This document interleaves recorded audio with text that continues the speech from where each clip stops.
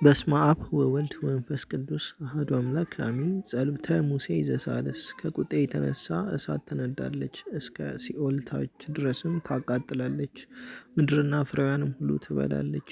የተራሮች መሠረቶችም ሁሉ ይናወጣሉ። በእርሱ ላይ ክፉን እሰበስባለሁ፣ በእርሱ ላይም ፍላጾቼን እጨርሳለሁ። በረሃብ ያልቃሉ፣ ለሰማይ ወፎችም ምግብ ይሆናሉ። ኃይላቸውም ይደክማል።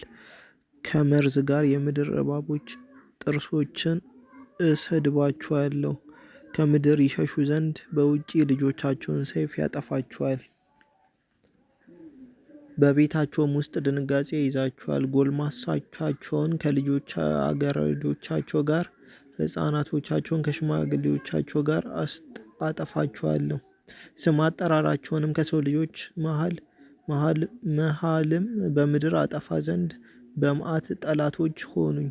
ጠላቶች እንዳይታበዩ ኃይላቸውን ጸናች እንዳይሉ ይህን ሁሉ ያደረገ እግዚአብሔር አይደለምና ምክር ያጡ ሕዝብ ናቸውና ምግባርም ሃይማኖትም የላቸውም። ይህንም ያውቁ ዘንድ አላሰቡትም፣ በሚመጣውም ዘመን አያውቁትም። አንዱ ሺውን እንደምን ያሳደዋል? ሁለቱስ እንደምን 10,000ን ያሸሻቸዋል? እግዚአብሔር መከራን አምጥቶባቸዋልና አምላካችንም አሳልፎ ሰጣቸው።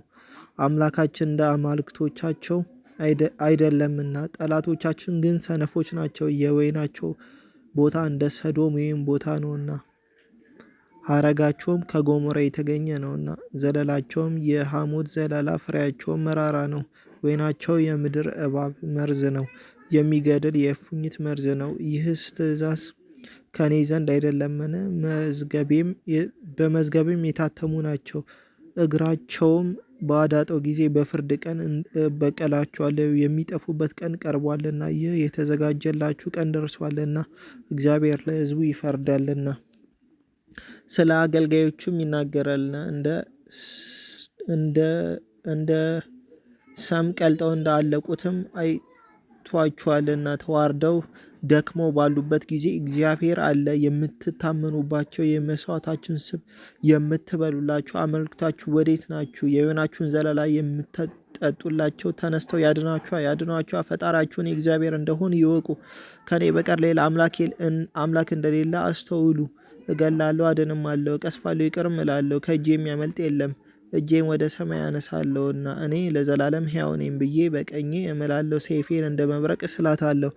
እጄም በፍርዴ ትጸናለች። ለጠላቶቼ ፍርዳቸውን እከፍላቸዋለሁ። ጠላቶቼን እበቀላቸዋለሁ፣ ፍላጾቼም በደማቸው እነክራቸዋለሁ። ሰይፌም ሥጋቸውን ትበላለች። ከተገደሉት ደም ከተማረኩትም የጠላት አለቆች ራሶች ሰማያት ሁሉ ደስ ይላቸዋል። መላእክት ሁሉ ለእግዚአብሔር ይሰግዱለታል። ሕዝቡም ከሕዝቦቻቸው ጋር ደስ ይላቸዋል። የእግዚአብሔር ልጅ ሁሉ ጽኑ ነው ይላሉ። የልጆቹን ደም ይበቀላልና፣ ተበቅሎም ለጠላቶቹ በቀልን ይመልሳል። ጠላቶቹንም ይበቀላቸዋል። እግዚአብሔር ለሕዝቡ ምድርን ንጹሕ ያደርጋታል። ወስብሐት ለእግዚአብሔር ወለወላዲቱ ድንግል ወለመስቀሉ ክቡር። ይቆየን።